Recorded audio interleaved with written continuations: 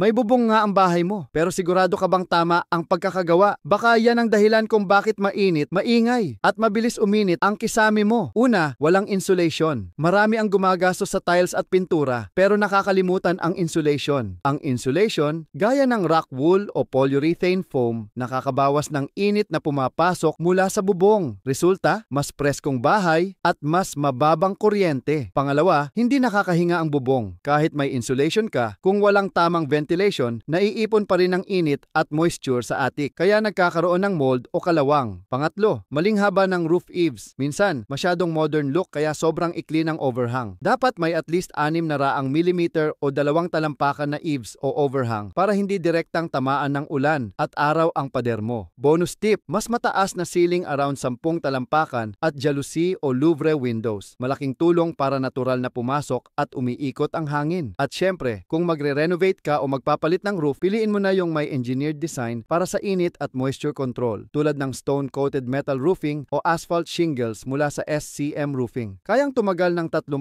hanggang 50 taon, may insulation options at breathable design. Kaya kung gusto mong sigurado sa tibay at comfort, piliin mo na ang SCM Roofing. Proteksyon sa lahat ng panahon.